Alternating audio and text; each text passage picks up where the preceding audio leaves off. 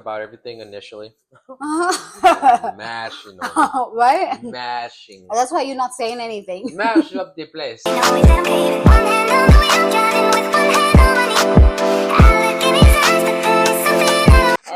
part 2 in the building. Hello, everybody. Sani Bonani.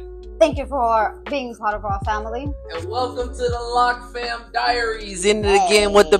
Look, I had this thing so far away from my face, it probably didn't hear nothing I said. Alright, thank you guys for joining. We back with the part 2.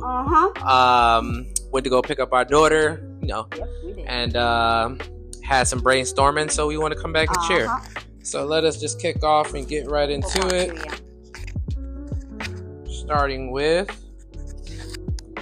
Okay, so part 2 on how to prepare for your family finances for 2025. So how do we do that? Okay, part 2. Part 1, we had covered reviewing your 2024 bank statements and how your habits, and then it was what else? It was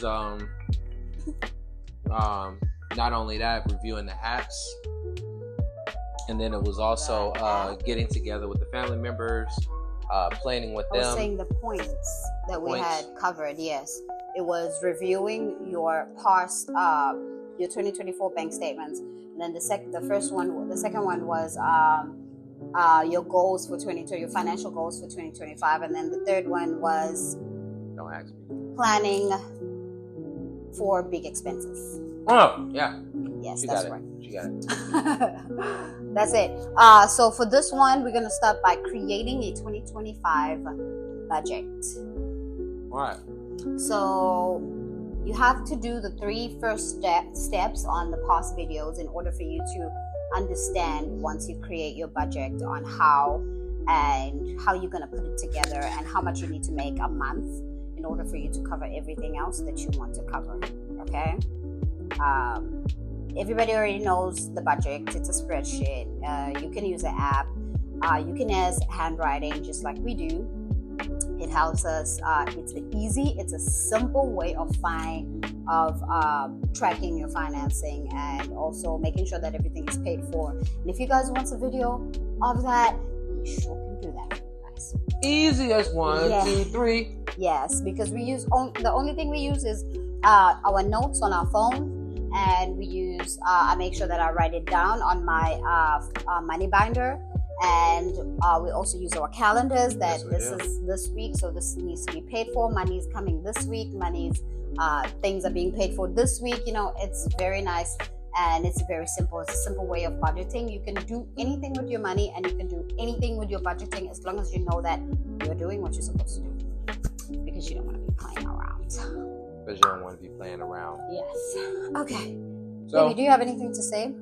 I don't have anything to say other than the last part you was talking about, which was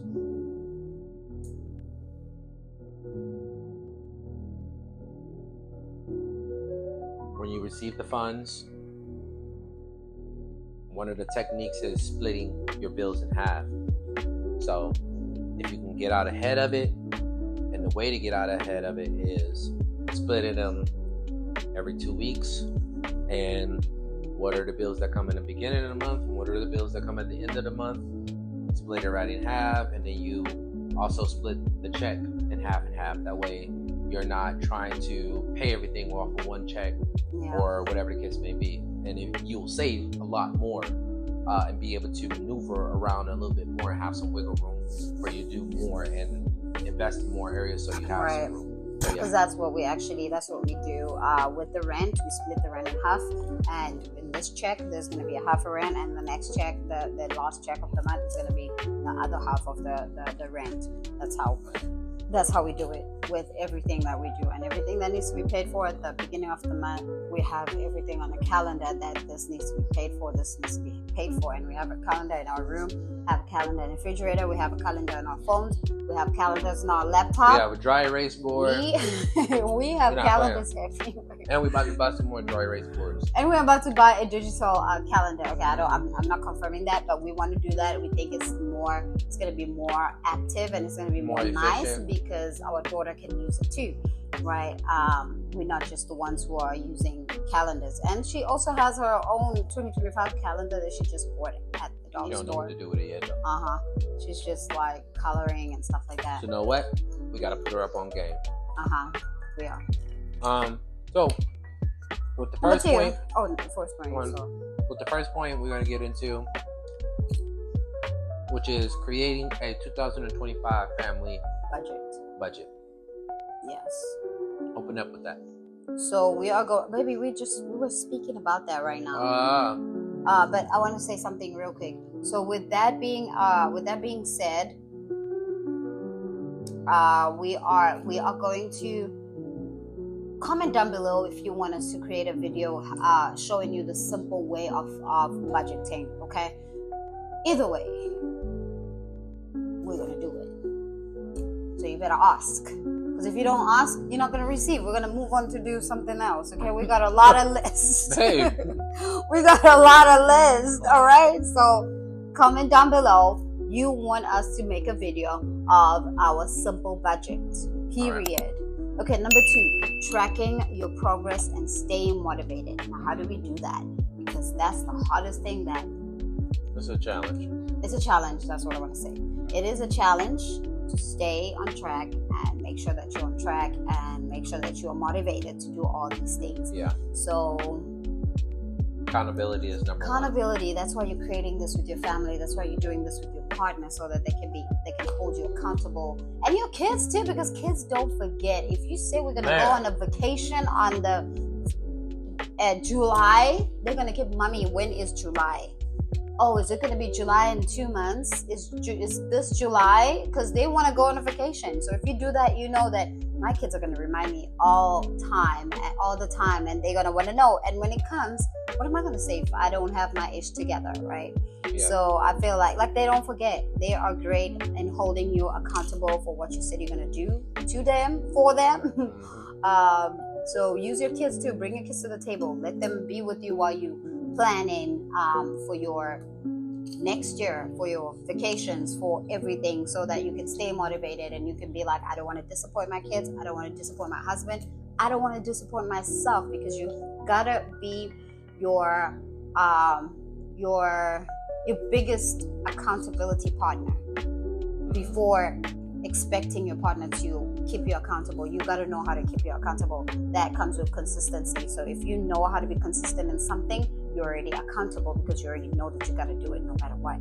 So yeah, having your partner, yeah. And also most of the time we together. So if I'm like, hey, let's order a pizza, it's like, okay, we're ordering a pizza right now. Is this this money went there and there and there and there? Is everything everywhere, or is everything where there is supposed to be? Oh my God, help me.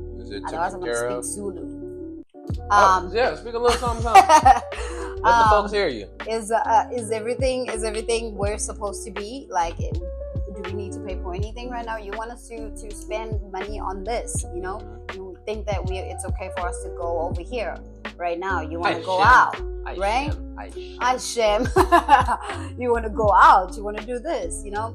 Make sure that you share stuff with your partner, what you want to do, so that they can ask you, is this done? Because I don't want to be a douchebag at the end of the year and say, hey, this is what I said I was going to do, but I couldn't do it. And especially for the kids and for you and for ourselves, for our family. Like, how does Christmas supposed to look like, you know? Just, you know what I'm talking about. I don't want to talk too much. It's your turn to talk. I'm just listening, y'all. Right? And also he's listening, not because he's not good on finances, but it's because mostly in a household, woman is the one who takes care of the finances, so they know more than if you would listen to most of the couples videos, or if you would do your research, or if you would ask anyone, they would tell you the same thing, that in a relationship or in a marriage, woman is the one who takes care of the finances and make sure that everything is paid for, and make sure that, not that the man doesn't know anything, not that the man, like I do the finances in terms of like, this money goes here, this money goes here, this money goes here, and then who pays it? He makes sure that the lights is paid, everything. I don't go over there into the account and start directing money where it's supposed to go. He does. I just make sure that we have enough or we're going to have enough, or we're going to need more than what we're going to receive for whatever needs to be done. So also what happens too is we talk about everything initially. Mashing. Right? Mashing. That's why you're not saying anything. Mash up the place. And so what happens is we get together way before all that happens. Way before she started delegating and saying what's most important, right, and what's least important. And what we do is we speak about everything that needs to be, or is it more of a priority? And that the second one is interests. New things that are coming in there of interest. Like, for instance, let's learn a new skill. Let's start doing cybersecurity. Let's have that under our belt so we can have some form of that, because we can take that anywhere around the world. Right. You know, while start doing our videos and things like that. But that's a global skill to always be a necessity. Even if we need it somewhere down the line within our company and our brands, we'll be able to have an awareness on that. And so when it comes to those new expenses, like for instance, purchasing on the CapCut features, right? And subscribing to them so we can have the monthly payments. Yeah. Is that an asset to start investing in, etc., etc.? Or a new, say for instance, a new, car. No. Say for instance, a new skill, or a new mentor that we just came across who's selling a course or something. Is this something that we want to get into and that we're going to learn? Things like that. And then what she does is to say, okay, well, delegate, boom, boom, boom, let's take this, boom, boom, boom, we can do this. If it doesn't fit in this right now, we can do this, and then from there we just agree and then go on and move forward on manifesting actually what we're seeking or desiring. So it's really good to have somebody like that in your corner, when you both can operate in a way of awareness and managing God's wealth. Okay? Right. Because none of it would be possible without God, to be honest with you. But yeah. So make sure that you prepare for your 2025. I'm saying this again. And also make sure that you create. What's up? Make sure that you create your plan for the big expenses, plan for the oh my god, I'm the forgetting up and coming events. Yes, which is like the holidays. Plan for your for how you're gonna pay for stuff, right? Plan for how much you want to make next year. Write all those things down, because nothing is as powerful as writing something down. I always say this. Because you're always gonna come and see it somehow. But if you don't write it down, oh my god, if you don't write it down, you're gonna forget about it. Okay, and it's gonna be gone to someone else, to someone that you don't even know, to someone that you know. Sometimes it's someone that you know, and you're like, oh shit, that was my idea. Y'all see her playing around with that popcorn in her hand? Just write it down. Just write it down. Make sure that it looks like it's gonna rain, and I love it. I don't know about this fall festival that we're about to go to, because it's outdoors. Okay, anyways, yes, what I was gonna say. And make sure that you create your budget before you even get to 2020. There's nothing exciting as saying Happy New Year and seeing all those what is this, fireworks going up, and everybody's drinking and cheersing up to something, because you know that, you know what, I'm getting into this year with a different mindset, with a different me, with a different way of doing things, with a different style of family, with a great partner, with someone that I love, with the kids being happy. And I'm gonna make sure that what I put on that paper, on that dry erase board, wherever you're gonna put this stuff, on your computer, if you're a computer person, if you're a digital person, on that Canva platform, whatever it is that I'm going to do, and wherever I'm going to be putting all these things, I'm going to make sure that I'm going to do it, because man, you're gonna feel good. You're gonna feel good after doing all this stuff. You're gonna have a purpose. That's how you create your purpose, because you have something to work on, and it's gonna lead you to your real purpose because God has you here for something else. And if you work on things that are frustrating and stressing you out, it's going to be easy for you to get closer to your real purpose, the reason why you were brought to earth, because now you don't have stress of how the bills are going to get paid. You don't have stress of the things that are coming up all the time. The devil has power to manipulate you, especially if you have less. If you don't have security, if you don't have a plan, no, because he can get into your plan and mess things up.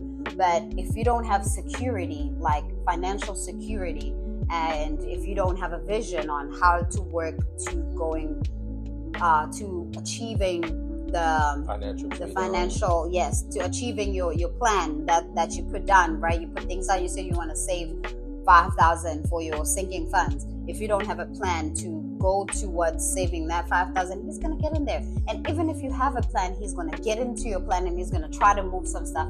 But if you know that the devil is a liar, even if this month I'm not going to put anything on my sinking funds, I'm going to make sure that I double it next month, because you can do anything you put your mind into, and everything is possible, because nothing is possible because the word itself says I'm possible.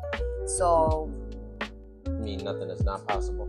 I mean, nothing is impossible because the word the word itself says I am possible. If you break it down, impossible means I am possible, or I'm possible. I'm possible. Yeah. That's interesting. I never seen that one. Really? I don't think so. I never had that conversation. I think I've known that before I even met you. Damn, that's crazy. Anywho. But I'm gonna need you guys to not be talking about me in the comments, because I was all in that bowl like it was nothing. And then I know you were talking, I can just feel people like, girl, are you paying attention to your husband in the back smashing? Look at him picking up the crumbs. Get out of here, man. I know my husband. I don't even have to pay attention. That's why I'm gonna cut out that part. I don't have to pay attention to that, because I already know you. And that's you. That's why I got married to you. Anyways, do you have anything to say before we close this? Yeah, I ain't got nothing to say after that. I'm gonna get back, beat me, baby. Stop. You know what I'm saying? Say something, baby. Give the wisdom to the people, and let's go. Okay, wisdom. Know what you want for your life. Know how you want the future to be. Know what you want the trajectory of your family to go. And don't just think about yourself. Think about, like I said, generational wealth. Think about the family before your family, after your family, and all of that. You want to be the grandma or the grandpa that your great kids know. Remember. I think we dropped it yesterday on a live, and we were talking about, my man said you want to have a plan, and you want to be able to cultivate a living for your family, and you want to be able to be working on this for at least 120 years. 120 years is even probably after you pass. That means that you've already set in motion and set in plan for your plan to at least last for 120 years. Right. So, hence trust funds, things like that. Having policies on your family member, each and every one of your family members, not just one or two. You want to be able to start. Investing in a way to where you are put in a position to be able to invest in more than one life policy, right? And you want to know what type of life policy to get. Don't just go call them up and say, hey, can I get a life policy? And I want to use a universal. Guys, do your research, because you miss out on a lot of stuff, because you get these people who get on there and you miss out on the cash value. Yeah. And you're able to have access to the cash value while you're alive, and you're able to use that, and you're able to ask them for that amount that you have as far as in cash value to make investments on your next property, or on a dividend of some sort, of some type of share that's going to be giving you back. So once you get paid, once you take that money from your cash value, premium life insurance policy, you can go invest it in something that you know is going to give you money back. And then once you get it back, you just put it back where it belongs. Right. And you don't even get charged interest on your own stuff, guys. That's basically your loan. That's basically you asking the bank for a loan without you getting charged interest, let alone being penalized for it. Right. So you guys got to look at a lot of the stuff that in our families and in our communities, a lot of stuff is not being shared. And more than ever, like, information is all over the net, but you can hear stuff. Knowledge is potential power, because you can hear stuff and be like, oh, that's dope, or oh, I didn't even know that. Don't write nothing down. Don't even retain the information, and don't even apply it. Right? Don't even ask questions on how can I apply it. You got to understand, guys. Other families and other ethnicities are ahead of the game because they ask the right questions and they apply the stuff. That's right. And so we got to get ahead, and we got to be together as a community of people and as a community of melanated people. This is not just for melanated people, but I'm speaking to my melanated people, and I'm also, and when I say melanated, I'm talking about Latinos too. You know what I'm saying? Because you got to understand, impoverished neighborhoods, it's just not melanated. They don't teach us these things as we grow, and also we're not going to blame our families or our parents, because they also we're not going to blame anybody. They also don't know what we have to do to change. That's why we call ourselves generational curse breakers, because we are doing things that our siblings and we're doing things that our parents didn't do or didn't teach us. We're teaching ourselves everything that we're doing. We are teaching ourselves as we go and as we grow. And I like the fact that you said that knowledge is power. It is power, because potential power, because it you got to know something in order for you to be an expert on. And or you gotta learn something in order for you to become an expert. Anyways, and also too, I want to get in. I'm not finished too. I want to close it out. But in saying that, knowledge, potential power. I was talking about the generational wealth, and there was another aspect that I wanted to say on that, which was gathering information. You asking the right question. We're not gonna blame anybody. That's what it was. We're not gonna blame anybody. There is no blame. But the only blame that you're going to send is to yourself. Yeah. Because at some point, if you are living in a impoverished moment in your life, and when I say impoverished, I mean like you're not having the funds, like, to do the stuff that you want to do, or you're not able to help others the way you want to help others. And if you're not in that mindset of helping others, then you're not going to obtain generational wealth. You're not going to attain having wealth. Don't even have to be generational wealth. You can have wealth without having generational wealth. But wealth is generational because you have so much of that it rolls off as my cup overfloweth. That means that even if I'm full, my cup is full. I'm so full that it's overflowing abundantly, over the edge, abundantly. And everybody that's over outside the cup is going to get drenched in all the abundance that was already filled up from me. You see what I'm saying? Or from us, whatever the case may be. But I was trying to say is that asking the right questions, man. Asking, why am I in this situation? What do I need to do? Why do wealthy people live this? What do they do? How are their mindsets? What do they focus on? What kind of conversations do they have? What do they focus on already? What kind of conversations they have? What do they invest in? How do they move? You don't have to wake up at 4 a.m. in the morning. Yeah. That's the first thing people be thinking about. Oh, those people wake up at 4 a.m. You don't have to do that. Just make sure that you make time for the things that you have to do and the things that are going to push you to be wealthy, or the things that are going to help you to change the generational in your family. And for my artists out there, guys, for people who are creative outputters, like such as myself, there's nothing wrong to be in that lane, to do those things. I would just say, don't get swallowed up in just being the artist. You can, and there's no right or wrong way to do it. But you gotta understand, just because you're the artist and you're expressing these things, don't be blind towards the business aspect. Don't be ignorant in the business aspect, right? You've heard of the starving artists and things like that, these little sayings. It's because they don't understand the business side of things. And if you're ignorant in the business side, you're going to get ran over, or you're going to be used in a way that you don't want to be used. can also, I'm not an artist, so I don't know what he's talking about, but I feel like I can share something. You can also, as an artist, you can also use the artist side of you, the things that you know that you already do, turn it to a business, turn it to teaching other people how to do it, making YouTube videos, and you can make a lot of money, or you can have a lot of income stream doing that. You can either go to schools, you can either do videos, it's a lot. You can have courses, you can have a lot. You can have studios, but you just have to fund your business. That's it.